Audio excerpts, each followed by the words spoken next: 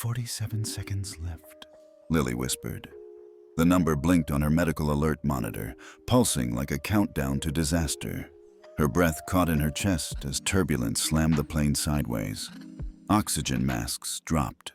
Passengers screamed. And still, no one came. She was strapped into her aisle wheelchair, abandoned in the center of the business class cabin, powerless. "Where's Mom?" she thought, blinking against the sting in her eyes. "Just a little turbulence, folks," came a chipper voice over the intercom. But Lily knew turbulence.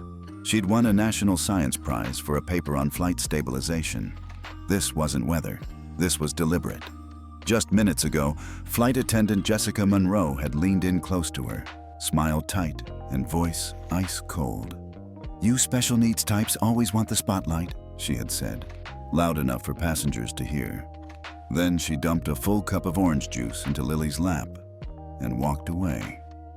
She hadn't just said it. She did it in front of everyone. And now, in the chaos, no one was helping.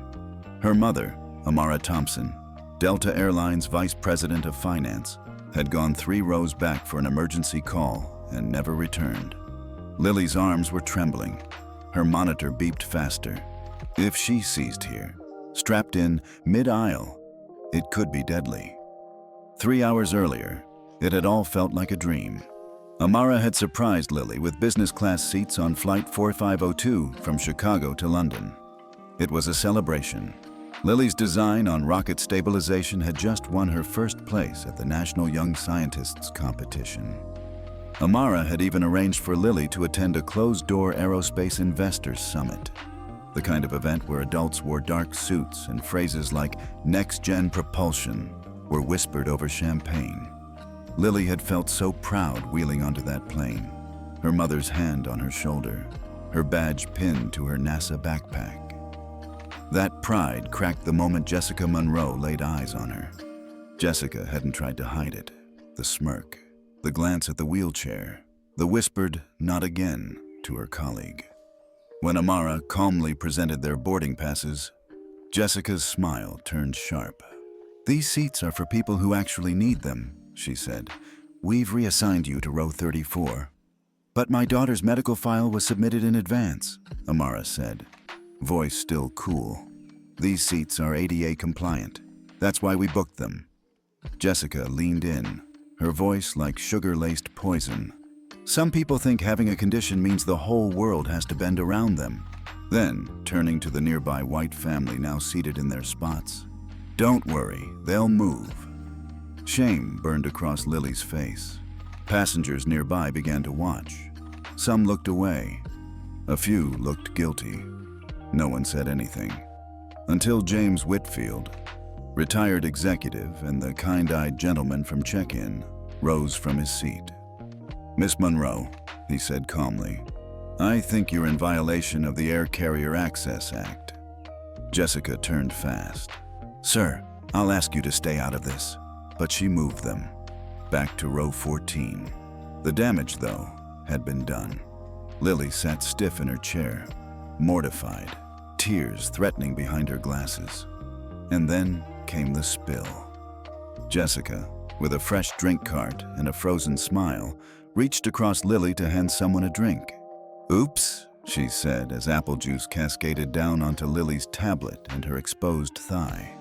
Gasps, murmurs, phones raised. The poison pill clause was about to be activated. And no one in this cabin, not even Jessica Monroe, was ready for what came next. The jet taxied to a smooth halt at Heathrow Airport under a pale London dawn. Rain streaked the windows in thin, determined lines, and the atmosphere in the cabin of Flight 4502 was brittle. Silence hung like mist over the business class section, broken only by the hiss of pressurization releasing and the distant clink of belts unfastening. Jessica Monroe stood in the forward galley, her posture composed, but her eyes betrayed her. She scanned the aisle for Lily and Amara Thompson, but the two weren't rushing. They sat calmly in their seats at 3C and 3D, waiting, letting every other passenger disembark first, just as instructed. Jessica knew something had changed. 10 minutes ago, she was informed by the co-pilot, Captain Chen was strangely absent from the intercom, that a representative from Delta's London operations would be meeting the flight at the gate. That was unusual. Then she was told a medical team was standing by, also unusual. Jessica had tried to regain control. She barked orders. She smiled at passengers she'd just insulted, but eyes followed her with suspicion. She could feel it. "Thank you for flying with us," she repeated like a chant, standing straight back as passengers filed past her, some offering tight nods, others pretending she wasn't there. And then Amara stood. She moved slowly, deliberately, like she was walking into a courtroom instead of an airport. Her hand was firm on the back of Lily's wheelchair as she rolled her daughter up the aisle. Jessica opened her mouth to say something. "Save it," Amara said, low enough that only Jessica could hear. At the aircraft door, a tall man in a charcoal suit was waiting, badge clipped to his lapel, radio in his hand. Behind him, 2 paramedics flanked the entry bridge. "Ms. Thompson," he said, stepping forward. "I'm Mark Elder, Heathrow Terminal Duty Officer. We've been briefed about your daughter's condition. Medical team's here to evaluate her. Would you prefer a private medical bay or ambulance transfer?" Amara nodded once. "Ambulance. She has a seizure risk." "And you?" He glanced back toward the galley. "Are you Flight Attendant Monroe?" Jessica gave a practiced smile. "Yes, everything was handled. There was some turbulence, a slight misunderstanding. I've documented—" "I'm going to stop you right there," Elder said, eyes narrowing. "There's a meeting scheduled for you at 9 a.m. with Delta UK operations. Do not leave the airport."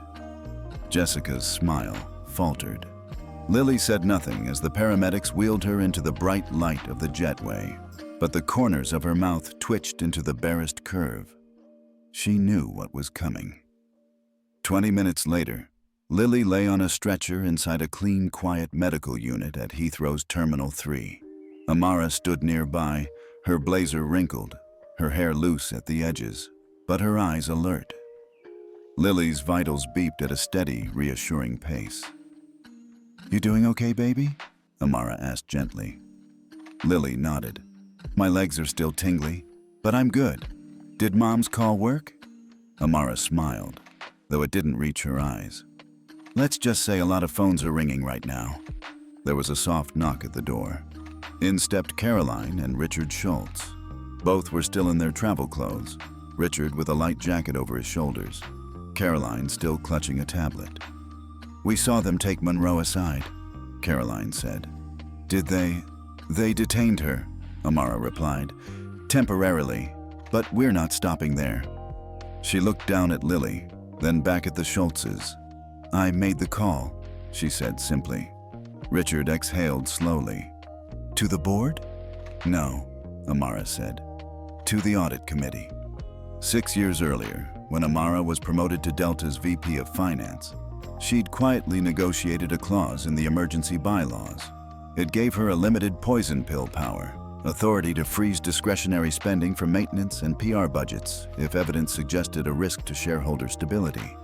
The clause had never been used. Until now. Within 1 hour of Lily's seizure, Amara had activated it. $200 million in scheduled vendor disbursements were frozen pending internal review. She had sent the message to the entire senior board. This isn't a complaint. It's a threat to our financial future. And she had receipts. While Lily rested, Amara was escorted to a private conference room in Delta's Heathrow executive suite. On the screen, 8 faces appeared. Board members from Atlanta, executives in New York, the general counsel from San Francisco. The CFO, a man Amara had once trained herself, looked stunned. "Amara," he said cautiously, "you triggered a full discretionary freeze. That's unprecedented." "So is what happened to my daughter," she replied, "and the cover-up your people tried to initiate." "We've received conflicting reports," another executive said. Amara dropped the folder she'd been carrying onto the table. Dozens of pages spilled out, witness testimonies, passenger video stills, transcripts from flight deck chatter. She slid one particular document across the table. Jessica Monroe's HR complaint file. Not her first offense, Amara said flatly. Just the first one someone decided to record. The room went still. I don't want money, Amara continued. I want accountability. I want Monroe suspended immediately. I want a full inquiry. And I want the CEO on record, on camera, apologizing to every passenger who saw what she did. The board chair leaned forward. And if we don't? Amara looked directly into the camera. Then this freeze becomes permanent. I'll walk into every media outlet in America with this file. I'll go public, and Delta's market trust will bleed dry faster than you can spell ADA. There was a pause. Then the legal counsel said, "We're convening an emergency vote." Back in the terminal, Lily sat upright again. Caroline brought her warm tea. Richard had secured their transfer to the hotel. Lily looked up at her mother as Amara stepped back in, her phone in her hand. "Did it work?" Lily asked. Amara gave her a quiet smile. "They've called a board meeting, CEO's flying in, and Monroe's been suspended pending investigation." Lily leaned back into her pillow, exhaling. "What now?" she asked. Amara looked at her daughter's fragile, intelligent face. The injustice, the near tragedy, the strength she had shown. "Now," Amara said gently, "we start making this permanent." Because power, in the right hands, wasn't about vengeance. It was about change. And they were just getting started. The elevator doors slid open with a hushed ding, revealing the plush interior of Delta's corporate suite at the Heathrow Executive Concourse. Amara Thompson stepped in, flanked by two uniformed security officers, not because she was under threat, but because the board had sent an assistant to fetch her immediately and discreetly. She had worn the same navy blue suit for 18 hours. Her heels clicked with controlled confidence across the quiet carpet as she walked past rooms full of anxious staffers. The tension was heavy enough to taste. Inside the boardroom, the air was 10 degrees cooler than the corridor. 9 people sat around a dark mahogany table. Several were familiar. Wallace Granger, the company's general counsel, Julie Herrnstein, VP of Public Affairs, even CEO Neil Winslow himself, his silvered hair swept perfectly, jaw set like granite. They stood as she entered. "Ms. Thompson," Winslow said carefully, motioning toward the chair across from him. "Thank you for coming." She did not respond. She merely opened her leather portfolio and placed it on the table. A silence fell. Julie Herrnstein cleared her throat. "First, on behalf of the company, I want to express how sorry we are for what happened to your daughter." "You're not sorry yet," Amara interrupted calmly. "But you will be." Winslow leaned forward. "Amara, we need to be strategic about this. We understand your position and the board has agreed to a review of the incident, but triggering the poison pill clause wasn't a threat," she said. "It was a red flag. For 10 years, I've balanced your books, smoothed your numbers, justified your earnings to Wall Street. You wanted quiet power? Well, I learned from the best." She leaned in slightly. "Jessica Monroe not only violated federal law, she endangered a disabled minor on international soil with dozens of witnesses. Then she lied about it. Then she walked off that plane as if she owned the damn airline." A beat passed. Then Winslow said, "She's suspended." "Not good enough," Amara replied. "Then what do you want?" Granger asked. She stood. "I want her fired. I want a formal apology issued through every official Delta channel. I want an independent audit of every ADA-related passenger complaint in the last 5 years. And I want a task force formed, reporting directly to me, to reform every accessibility protocol in this company from the ground up." Herrnstein looked stunned. "That's not a disciplinary request.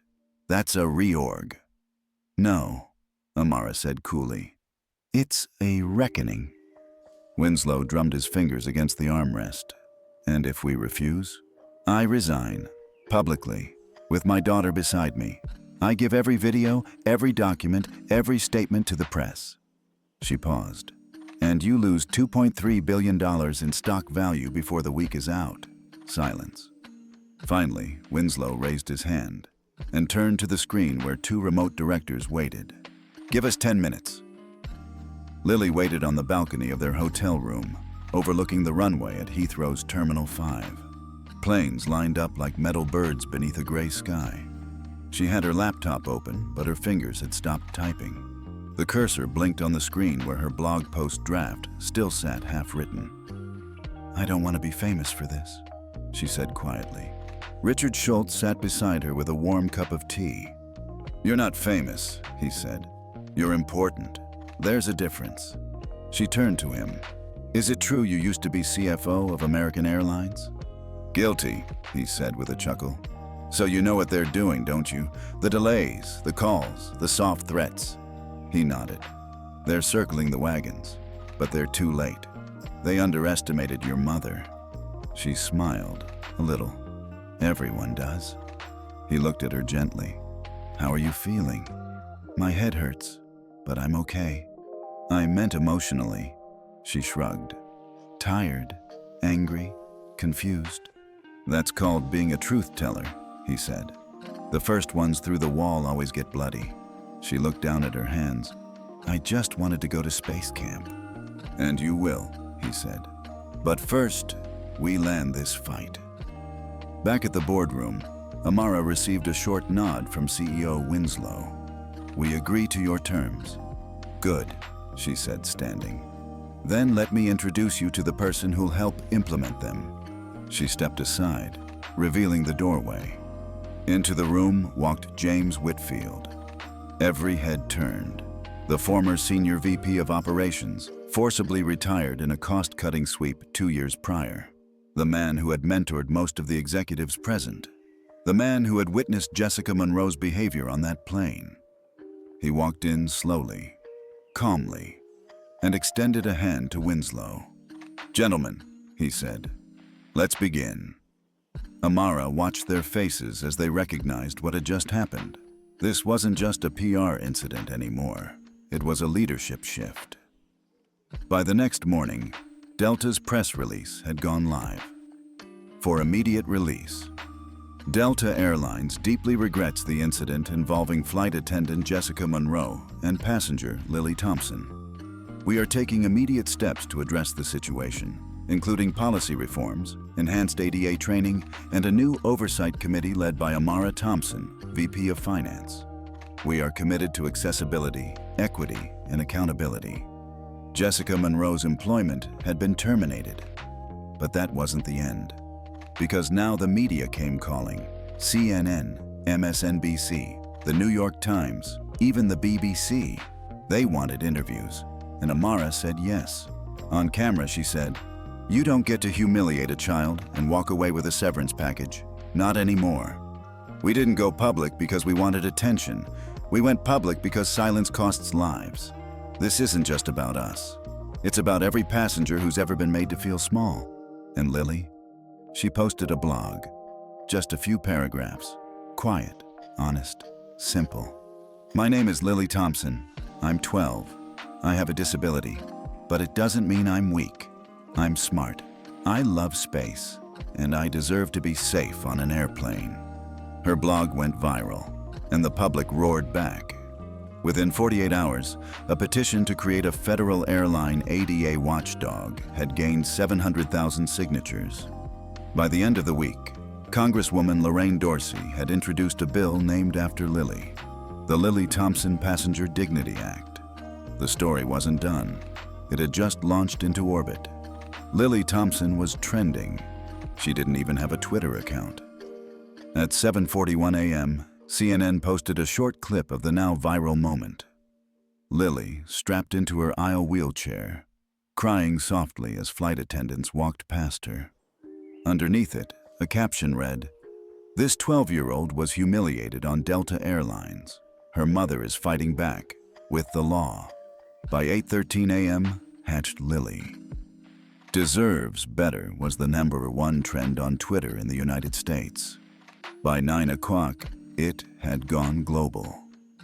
Across London, Amara sat at the foot of her daughter's hotel bed, laptop open, fingers scrolling through news alerts and media mentions. The press conference she'd given late the night before had sparked wildfire. "Zara," Amara said, using Lily's childhood nickname. "You need to see this." Lily rubbed her eyes, pulling the covers around her chest. She'd barely slept. "Is it more bad news?" "No, baby. It's people." On the screen were hundreds of clips, reactions, messages. One was from an Army veteran in Texas who had posted a video saying, "My niece is in a chair too. I'm done flying Delta till they fix this." Another from a woman in Philadelphia. "I don't even have kids, and this story broke me. What they did to Lily was cruel." Even celebrities joined in. Actress Viola Bryant tweeted, "Disabled, black, brilliant. Lily is everything the world should protect, not shame." That tweet alone had 1.2 million likes by noon. And then came the post from NASA. "We stand with Lily Thompson. Talent like hers belongs in the stars, not sidelined by ignorance. See you at Johnson Space Center, Lily." Lily blinked. Amara turned toward her. "Sweetheart," she said softly, "I think the world's waking up." Meanwhile, in a corner office in Atlanta, Delta's PR director Carla Nguyen dropped her third espresso. "What do you mean she's doing interviews?" she barked into the phone. "Who authorized this?" Across the line, Julie Hernstein, VP of Public Affairs, sounded like she was clutching pearls. "She didn't need authorization. She's not just an employee. She's the one holding the $200 million discretionary freeze over our heads." "God help us," Carla whispered. It was too late for strategy. The video had broken through every demographic firewall. TikTok teens were lip-syncing Jessica Monroe's infamous "Some people think the world should bend" line. Gen X moms were quoting Amara's press conference on Facebook. Aviation policy forums were dissecting Delta's ADA procedures with military precision. And somewhere in the middle of all of it, a girl in a wheelchair had become the face of resistance. At 10:32 a.m., in a surprisingly quiet moment, Amara received a call. "Thompson," she said, her voice steady. "This is Senator Lorraine Dorsey's office," the voice on the other end replied. "The senator saw your daughter's story. She'd like to invite both of you to testify at a Senate subcommittee hearing on air passenger rights next week." Amara froze. We're not public speakers." "You're more than that," the aide replied. "You're a family that stood up when it was easier to stay silent. That's exactly who needs to be at the table." Amara swallowed. "Text me the details," she said. By the afternoon, Delta had no choice but to escalate its response. CEO Neil Winslow stepped into a live-streamed press briefing with the same stiffness he wore in board meetings. He looked directly into the camera and said, "We failed, Lily Thompson. We failed the standard of care we owe every passenger, and we failed to act when we should have. As CEO, I take full responsibility. Effective immediately, Delta will implement the Thompson Initiative, new accessibility protocols developed under the oversight of Amara Thompson, our new EVP of Passenger Equity and Compliance. This isn't about PR. This is about rebuilding trust." The crowd of reporters went silent. Then came a flurry of questions, but none mattered as much as the image that went viral next. Lily, seated in her chair, watching the live stream on her tablet. The moment Winslow said her name, her eyebrows lifted slightly. Then she turned and looked at her mom. "Did you make him say that?" she asked. Amara smiled. "No, baby, you did." By evening, their hotel room had become an impromptu command center. Amara's inbox was overflowing. Advocacy groups, journalists, government liaisons, even internal messages from Delta employees thanking her. But the call that changed everything came from the last place she expected. "Amara Thompson?" the voice asked. British, crisp. "Yes? My name is Edward Barnes. I'm calling on behalf of the Royal Institute of Aerospace Engineers. We were made aware of your daughter's science project through NASA's press team." Amara straightened. "Yes? I'm calling to invite Lily to present her flight stabilization model at our upcoming international summit in Geneva. She would be our youngest ever invited guest." A pause. "There's one condition." Amara tensed. What is it? We want her to present it under her full name, not Lily Thompson. I'm sorry, I don't understand. We'd like her listed as Dr. Lillian A. Thompson. Amara blinked. She's 12. We've reviewed her data. She's operating at postdoctoral levels. She deserves to be addressed accordingly. When she ended the call, she turned to Lily, who had just finished editing a paragraph of her new blog entry. Baby, Amara said, her voice catching. How would you feel about Geneva? Lily grinned. As long as it's a window seat. That night, as they finally turned off the news and tried to settle into silence, Amara lay awake. She scrolled back through a saved clip of Winslow's apology, of Lily's reaction, of the flood of comments from people who had never cared about ADA issues before but now couldn't stop talking about them. She looked over at her daughter. Lily was asleep, her hand loosely curled under her chin, her breathing even. Amara whispered into the darkness, You are not an exception. You are the new rule. And the world, finally, was beginning to agree.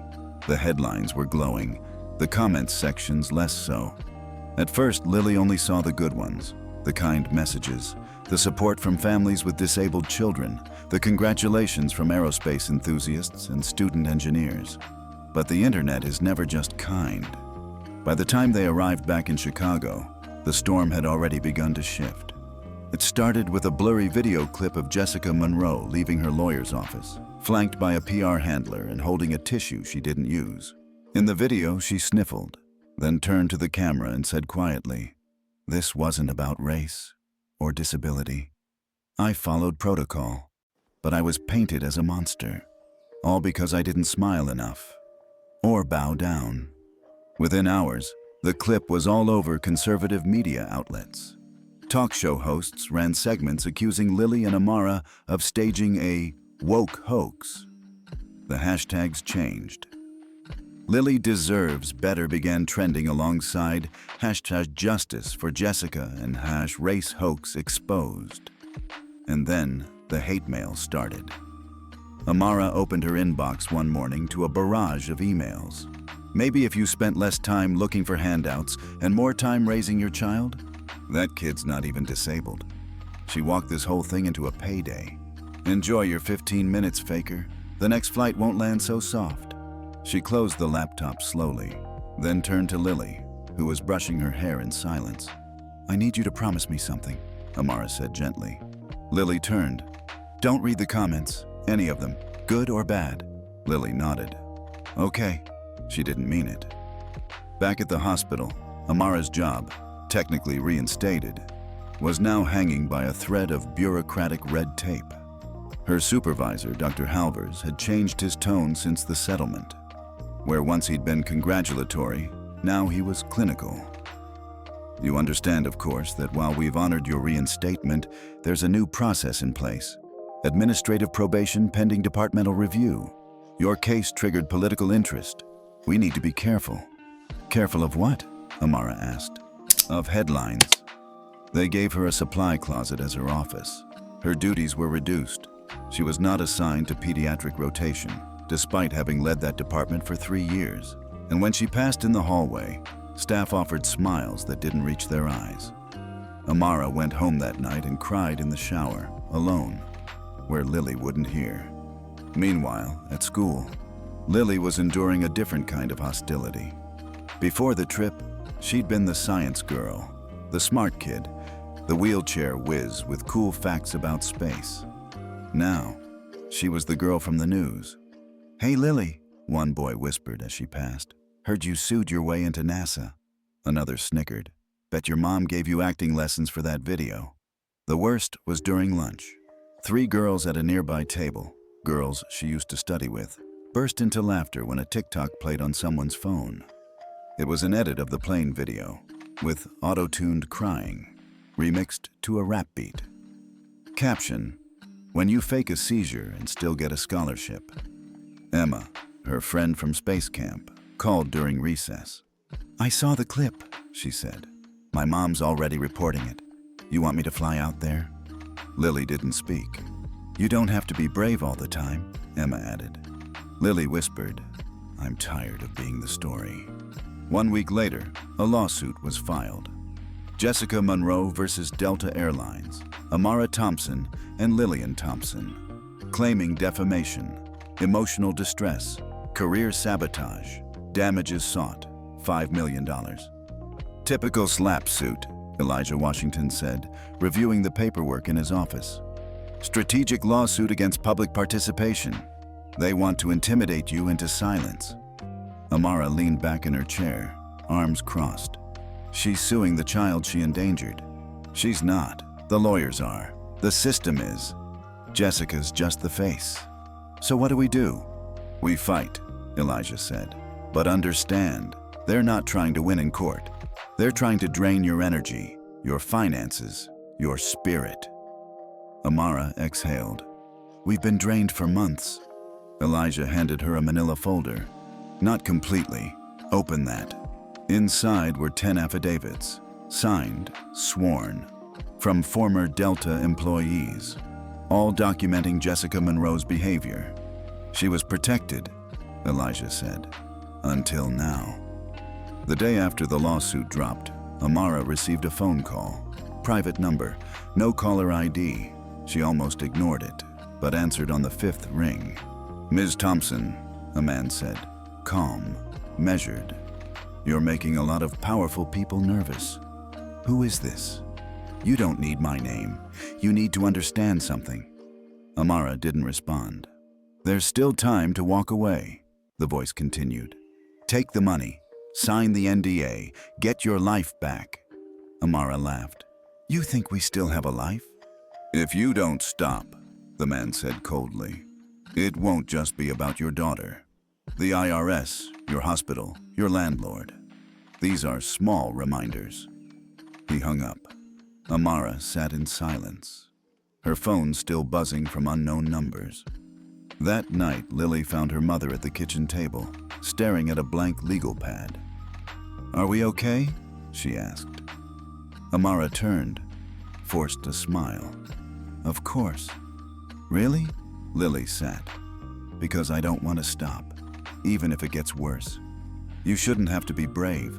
You told me once, Lily said softly, that systems are built by people, and that people can change them. Amara felt tears welling. Then let's keep changing them. The next day, they filed their countersuit. Against Delta, against Jessica Monroe, against the private contractor who had handled the aisle chair. And, through subpoena, they requested all internal communications between Jessica Monroe and Delta's executive team in the 72 hours following the incident. That same afternoon, the Schultzes flew into Chicago. Emma ran to hug Lily at the hotel lobby. We're not letting them win, Caroline said, hugging Amara. You're not alone. Richard shook Elijah's hand. Let's burn this thing down. Buy the book. As they regrouped over dinner, a CNN producer texted Amara. Exclusive interview offer? Prime time? Live. Amara turned to Lily. Want to speak your truth again? Lily nodded, but this time, her voice didn't shake. The Senate Subcommittee on Transportation, Housing, and Urban Development didn't usually draw media attention. Most of the time, their hearings were dry affairs, long monologues about infrastructure budgets and regional zoning regulations, but not this time. By the morning, Lily Thompson was set to testify. The marble steps of the Capitol were swarming with cameras. News vans lined the curbs. Protesters in wheelchairs held signs reading, "Dignity can't wait," and "Ada is law, not suggestion." Inside, the Hart Senate office building's largest hearing room had to be cleared twice for overflow. Not since the hearings on aviation security after 9/11 had a transportation-related witness drawn this much attention.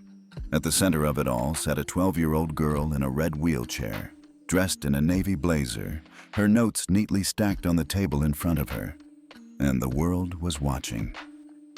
2 hours earlier, Amara had laced Lily's shoes in silence. It was ceremonial more than practical. Lily wouldn't be walking today. How are you feeling? Amara asked, trying to keep her voice even. Like I'm about to vomit in front of C-SPAN, Lily whispered. Amara knelt down in front of her. "Listen to me, Zara. You don't owe them anything. You just tell your story. That's more than enough." Lily looked up. "What if they don't believe me? Then we speak anyway, because the truth doesn't need permission to exist." Lily nodded. "Let's go make Congress uncomfortable." They entered through the staff entrance, accompanied by Elijah Washington, Caroline and Richard Schultz, and 2 Capitol Hill aides. The marble halls echoed with the clack of hard shoes and camera shutters. Lily caught sight of her name on a placard beside a microphone. Ms. Lillian A. Thompson, witness. It felt surreal. Amara adjusted her collar, brushing a stray curl behind her daughter's ear. "You're not just representing yourself," she whispered. "I know," Lily said. "You're representing every kid who ever got told they were too much trouble to help." Lily didn't nod. She didn't need to. The hearing opened with formalities. Senator Lorraine Dorsey, chairwoman of the subcommittee, gave an opening statement that was equal parts policy and passion. "Americans with disabilities are not suggestions. They are citizens, they are students, they are scientists, and in one case, our witness today, they are visionaries." Then came the testimonies. Delta's VP of Legal Affairs spoke first. Her words were smooth. Her suit was sharper than her apologies.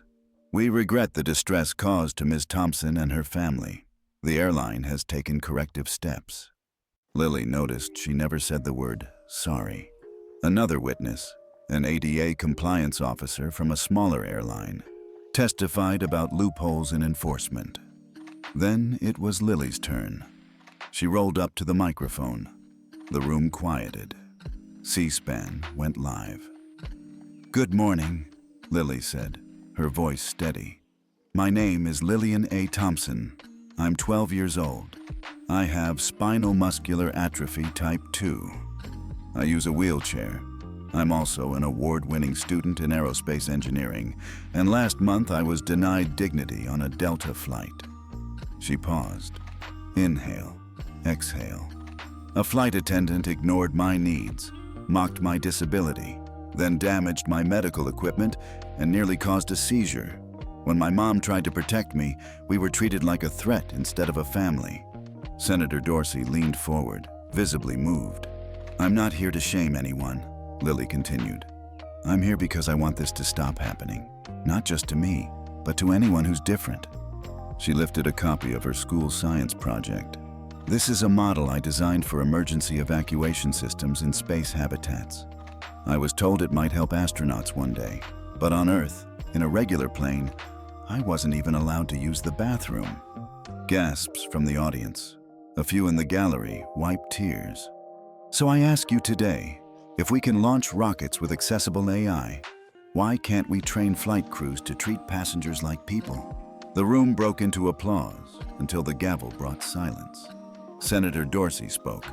"Ms. Thompson, Congress thanks you, and this chair recommends immediate review of Title II and III enforcement mechanisms. The ADA doesn't expire at 30,000 feet." And with that, the policy wheels began to turn. After the hearing, the Thompsons were swarmed. Reporters, lawmakers, advocates. Everyone wanted a piece of the girl who'd faced down an airline and lived to testify about it. Caroline Schultz handled the press. Elijah fielded legal questions. Amara stood behind Lily, one hand on her shoulder, steady as a tower. But not everyone was supportive. Outside, a protester held a sign that read, "She lied for likes." Lily saw it. She didn't flinch. "Next question," she told the reporters. That evening, the White House released a statement. "The President and First Lady commend Ms. Thompson's courage. Her voice highlights the urgent need to revisit and reinforce ADA protections in all public spaces." The FAA followed with a statement of their own, a commitment to a top-down audit of ADA compliance in all commercial aviation sectors. And then, late at night, a call came. "Amara," Elijah said over speakerphone, "you're not going to believe this." They were being offered a settlement, again, this time from a coalition of airline executives, and the number, $10 million. "But there's more," Elijah added. They want to attach the settlement to the passage of what they're calling the Thompson Passenger Dignity Act, a new federal standard for accessibility and anti-discrimination. Amara's breath caught. They want to pay us and pass the law?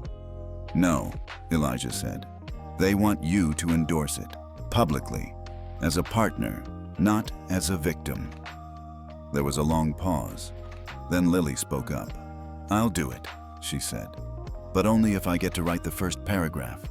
Amara laughed and cried. At the same time, the deal was on the table. $10 million, a federally backed law named after Lily. Full control over the rollout, the language, the messaging. In exchange, no more lawsuits, no more public accusations, no more exposing the cracks beneath the airline industry's polished exterior.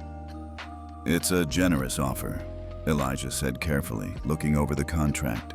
Historic, even. Amara stared at the document. The money could change everything. A home, college, financial security for generations. And yet, something didn't feel right. That evening, back in their hotel suite in D.C., Amara sat across from Lily.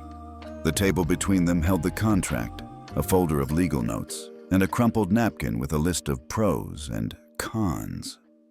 Lily spun her pen. They want to make this go away, she said quietly. They also want to make it better, Amara said. Better for who? Amara exhaled. They say if we settle now, they'll back the Thompson Passenger Dignity Act. They'll fund it, implement it, train the industry on it. But they'll never admit what they did. No, Amara said. They won't. Lily looked at the napkin list. Under cons, no apology, no trial, no full justice. She tapped her fingers. I didn't come this far for a nameplate. Amara nodded slowly. The next morning, they declined the settlement, politely, formally, publicly. A reporter from NPR broke the story. Thompson family turns down $10 million settlement, demands full accountability. This isn't about money, says Amara Thompson. It's about truth. Social media exploded again. Stand with Lily trended for the second time in a month. But with the attention came consequences. Within 48 hours of declining the offer, a new campaign launched. An anonymous blog surfaced, truthaboutthompson.com. It posted scanned court documents from Amara's past bankruptcy. It published blurry photos of Lily at space camp, taken without consent, and accused them of performative activism. Elijah filed injunctions. The site was eventually taken down, but the damage spread like wildfire. See what happens when you don't play ball? He muttered. Caroline Schultz was livid. This is targeted harassment, she said, and it's coming from inside the house. Richard confirmed it. An internal leak from one of the airline's boardrooms. Someone with access to PR slush funds. Someone scared. They know what's coming if this goes to trial, he said. At school, Lily was pulled out of class by the principal. We've received calls from concerned parents, he said. They're worried about the media attention, about distractions. I'm not a distraction, Lily said. You're a symbol, the principal replied. Symbols make people nervous. By the end of the day, Amara had withdrawn her daughter from school. They would finish the semester online. Lily didn't cry. She just asked to visit the library one last time before they left. Meanwhile, Jessica Monroe was suddenly everywhere. Prime-time interviews, tearful features, articles titled "The Other Side of the Story." In one segment, she clutched a rosary and said, I've devoted my life to serving passengers, but I was judged unfairly. I was canceled, all for trying to keep order on my flight. The airline issued no comment, but behind the scenes, a different narrative was emerging. Elijah obtained a cache of internal communications, thanks to a junior analyst turned whistleblower. The emails were damning. They showed senior executives plotting to suppress witness testimony. One message read, delay her deposition, push the settlement, make this end quietly. Another, Jessica may be toxic PR, but she's the firewall. If she goes, we go. Washington's hands shook as he read them. "This isn't a lawsuit," he said. "It's a cover-up with a flight attendant as bait." Amara stared at the screen. They'd sacrifice a dozen Jessicas to avoid real change. "Exactly," Elijah said. "Which is why we can't settle." That weekend, the family flew home to Chicago, first class.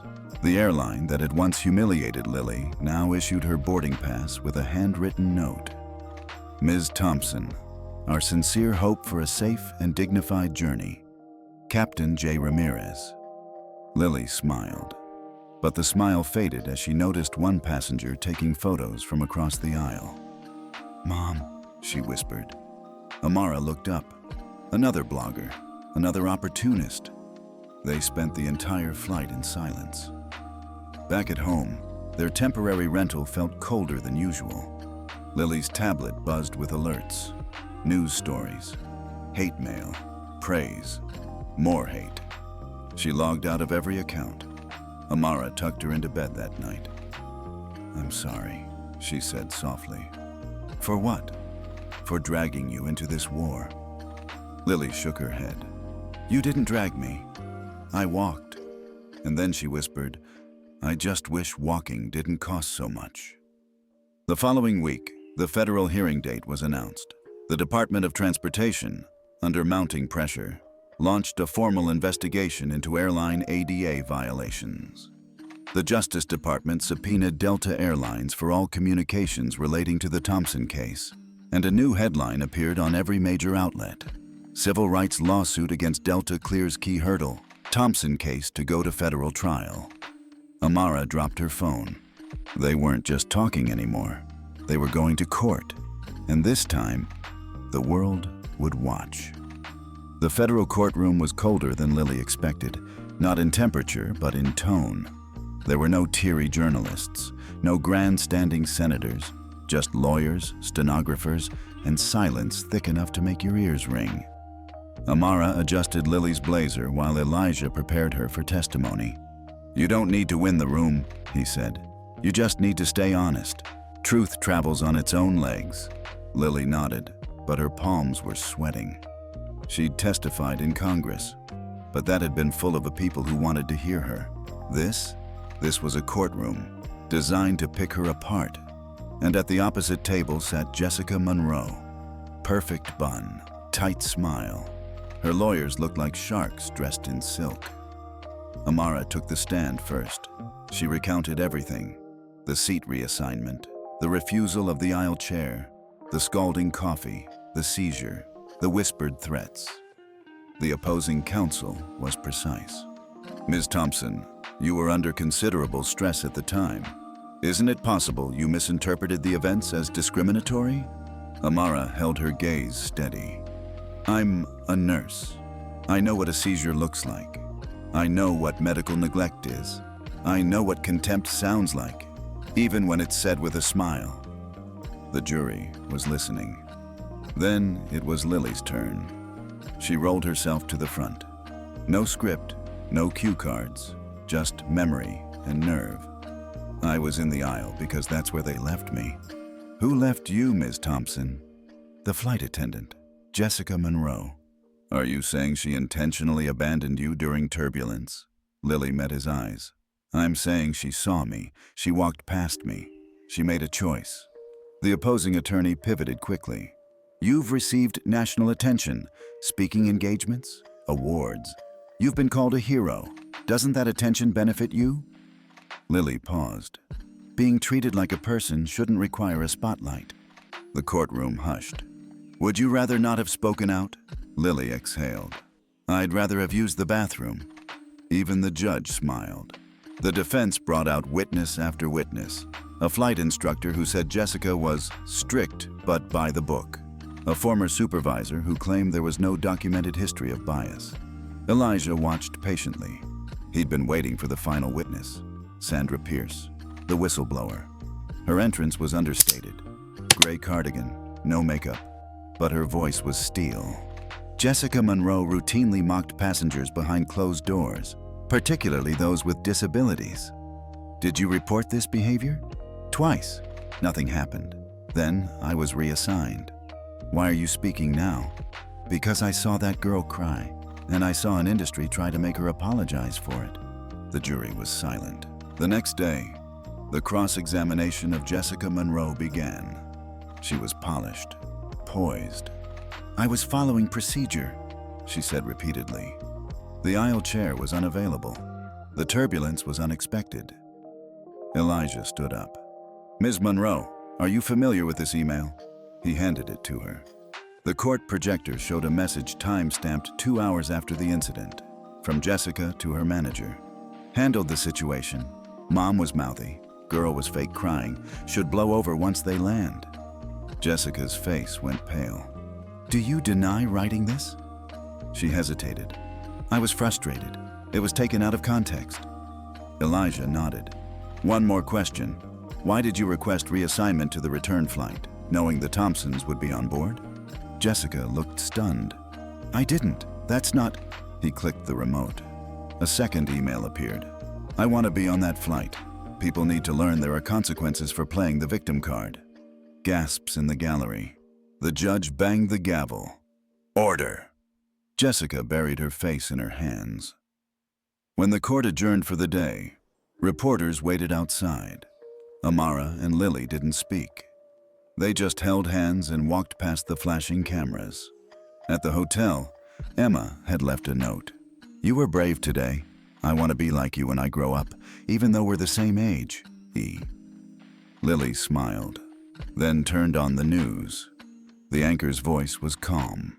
"Today in federal court, damning evidence emerged suggesting Delta executives knowingly suppressed reports of discrimination. Sources close to the case say the Thompson lawsuit may now prompt a Department of Justice investigation into systemic bias in the airline industry." Amara turned off the screen. She looked at her daughter. "Whatever happens next, we already won." Lily leaned her head on her mom's shoulder.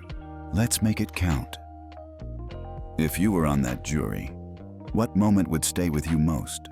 Lily's words, the emails, or the silence that followed? Comment below and share your thoughts. If you believe stories like this deserve to be heard, hit like and subscribe for the next chapter. The next morning, everything was quiet. No subpoenas, no cameras, no statements, no press. Just the eerie calm of a storm that had realized it might not win. Lily and Amara sat in the hotel room, eating dry toast and watching raindrops trickle down the window. It was the first time in months they hadn't woken up to an inbox full of outrage or praise. It felt wrong, like the silence was holding its breath, but the truth was, the pressure wasn't gone. It had just gone underground. Elijah Washington arrived with dark circles under his eyes and a USB drive in his hand. "I need you to see something," he said. He plugged it into the hotel TV. A folder opened. Inside, dozens of internal airline memos, many time-stamped within 24 hours of Lily's court testimony. "These were leaked to me late last night," Elijah explained, "from someone in their compliance department. They didn't want credit. They just wanted this out." Amara scanned the subject lines. "ADA Compliance Strategy Adjustment. Risk Mitigation. Messaging Protocol for Thompson Trial Backlash. Emergency PR Draft. CEO Resignation Contingency Plan." One file stood out. Internal Risk Memo. Vulnerabilities and Strategic Exposures. Amara clicked. Her face went white. The memo outlined the airline's internal assessment of litigation exposure if the trial continued. Estimated class action potential, 12,000 plus disabled passengers. Estimated financial liability, 1.4B to 2.1 E. PR risk. Unrecoverable unless decisive change is publicly executed.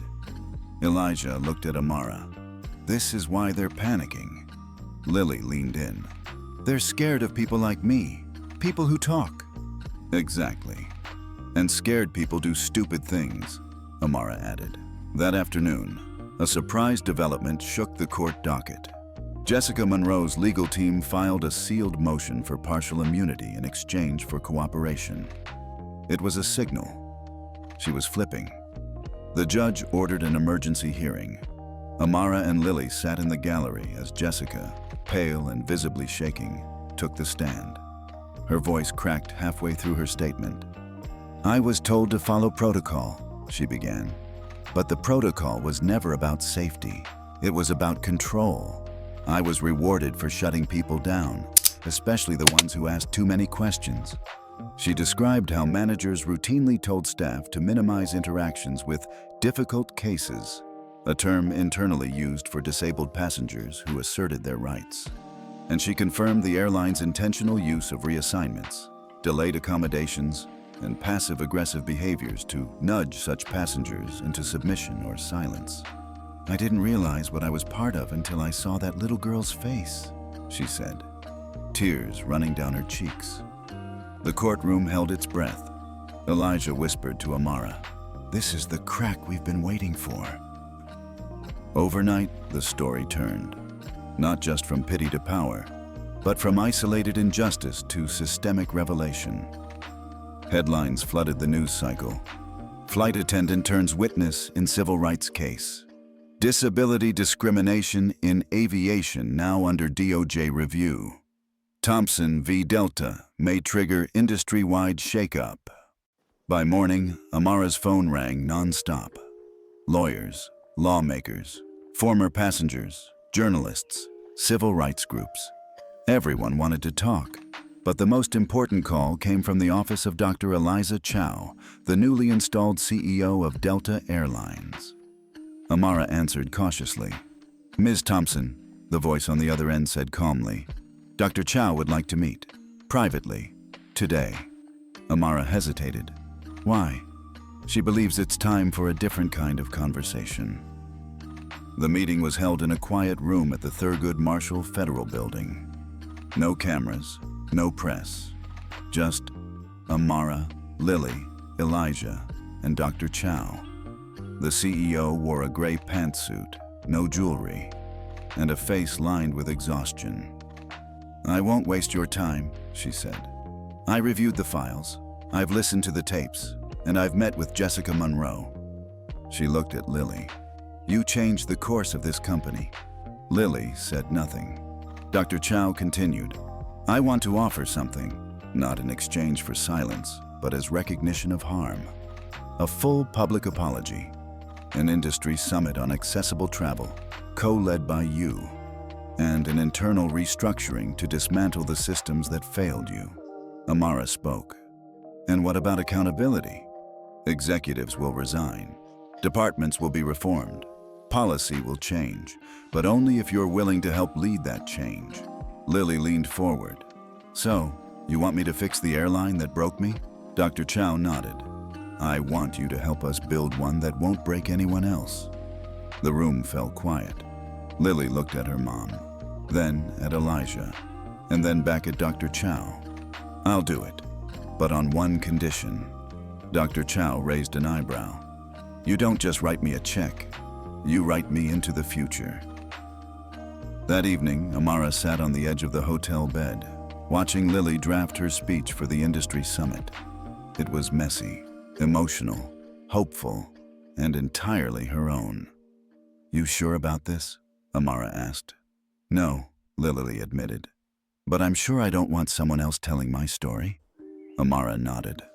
The walls were cracking, and through those cracks, something better was beginning to grow. 3 months later, Lily Thompson stood at the front of a packed auditorium inside the National Museum of African American History and Culture. Over 1,000 people filled the room. Airline executives, disability rights advocates, engineers, policymakers, and students, many in wheelchairs or with assistive devices. Thousands more watched live online. It was the first ever National Summit on Accessible Air Travel, co-hosted by the Department of Transportation and Delta Airlines. And Lily wasn't just a guest. She was the keynote speaker. 387 days ago, Lily began, I sat in the middle of an airplane aisle, strapped to my wheelchair, while a grown woman with power mocked me for needing help. She paused. I didn't ask to be here. I didn't want to go viral. I just wanted to get to space camp. A ripple of quiet laughter softened the tension. But today, I'm glad I didn't stay quiet, because silence protects no one. She looked across the room, at Elijah, at Amara, at Dr. Chow, and at Caroline and Richard Schultz, seated front row center. She continued, "Disability should never mean invisibility, and dignity is not a special request, it's a basic requirement." The room burst into applause. After the speech, Amara met Lily backstage. "You were incredible," she said, wrapping her daughter in a hug. "I still feel like I'm pretending," Lily admitted. "Like someone else should be up there." "You're not pretending," Amara said. "You're becoming." Behind them, Dr. Eliza Chow approached with a smile. "You're going to want to see this," she said, handing them a press release. It read, "Effective immediately, Delta Airlines will implement a new internal system called Access Track, designed in consultation with disability experts and passengers like Lily Thompson. This system will ensure real-time monitoring of accessibility requests, staff accountability, and passenger dignity." But the most surprising line was at the bottom. "Access Track Advisory Board will be chaired by Lily Thompson." Lily looked up. "You want me to lead it?" "We need someone who doesn't speak corporate," Dr. Chow said. "We need someone who speaks truth." The rest of the summit was filled with policy sessions and announcements. The FAA unveiled new regulations mandating aisle chairs on all commercial aircraft with 20-plus seats, real-time accommodation tracking on all flights, independent oversight panels for discrimination complaints. Elijah Washington gave a fiery panel speech on accountability. "This isn't charity," he said. "It's compliance. The ADA isn't a suggestion, it's federal law." And Amara joined a roundtable on family advocacy, drawing a standing ovation with her closing words. "I was a nurse long before I was a plaintiff, and I'll still be one long after the headlines fade. But I will never stop being Lily's mother, and I will never stop fighting for the dignity she and every child deserves." That evening, a private reception was held on the museum's rooftop. The sun dipped behind the Washington Monument as guests mingled over jazz and hors d'oeuvres. James Whitfield raised his glass in a quiet toast to Amara. "You never blinked," he said. "Oh, I blinked," Amara replied with a laugh. "I just didn't step back." Nearby, Sandra Pierce stood with a group of airline employees. She was now head of ethics and accountability training for one of the largest U.S. carriers. "People think whistleblowers are bitter," she said. "But we're just people who saw too much and stayed human anyway."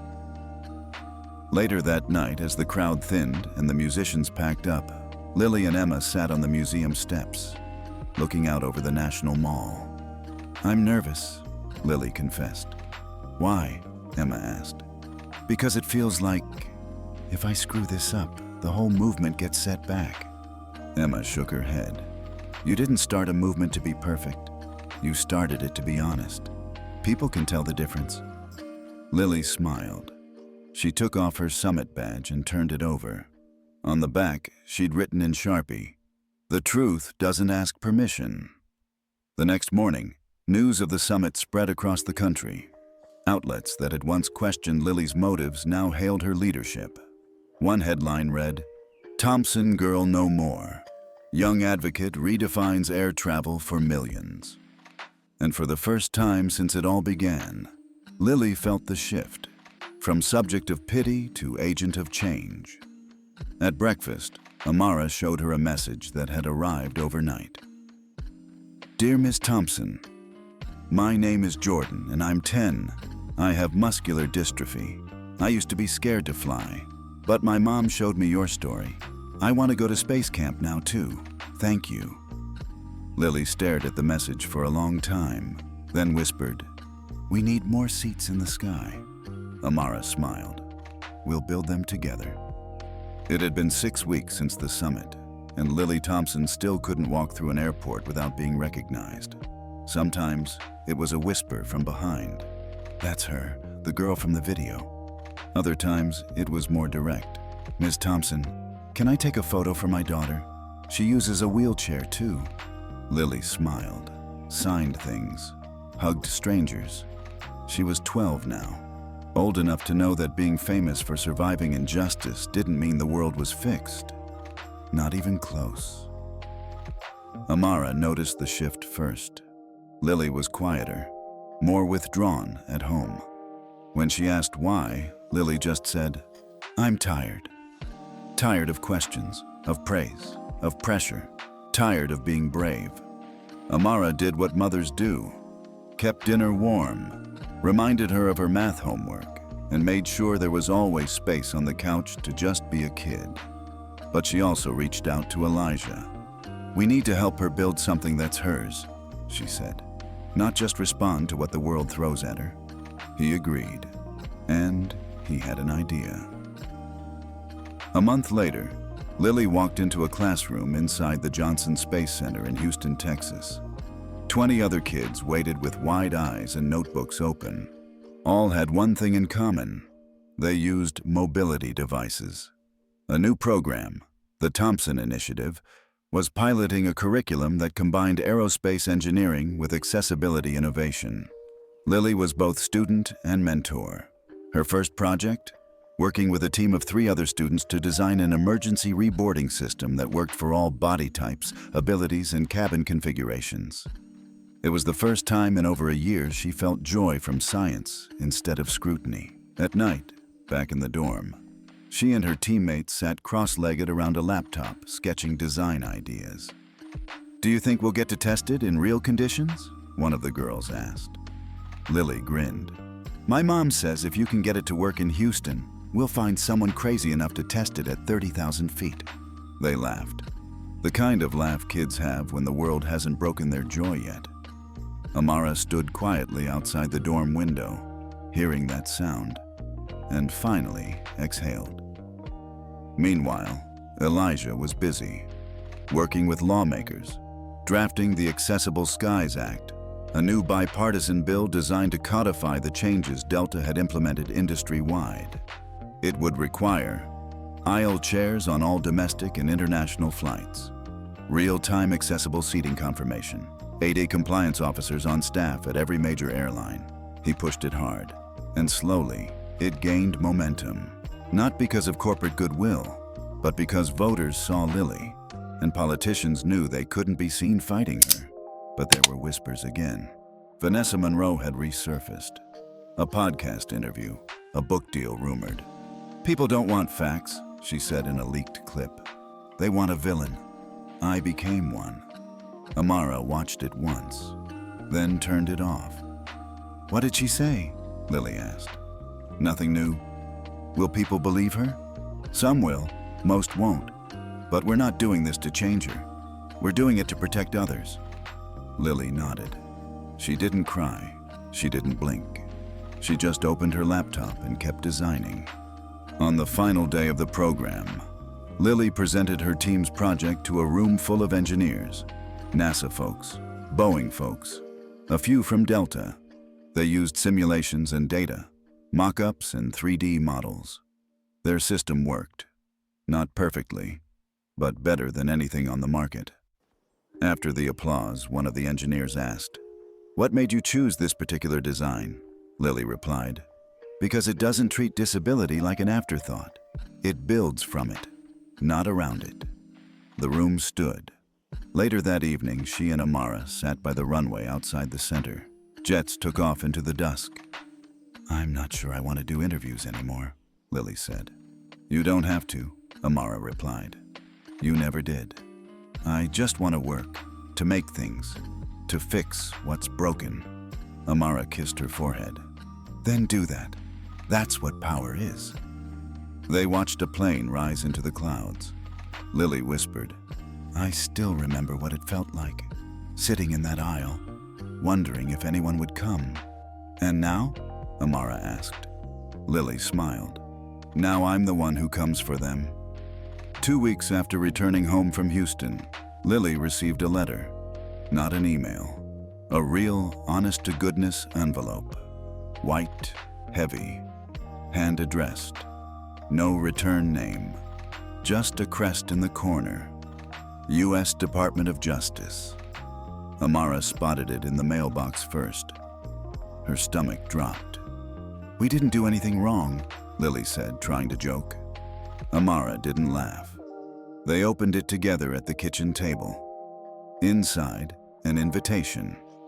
Ms. Lily Thompson is invited to testify before the Senate Judiciary Subcommittee on Civil Rights to provide expert youth testimony regarding federal oversight and disability discrimination.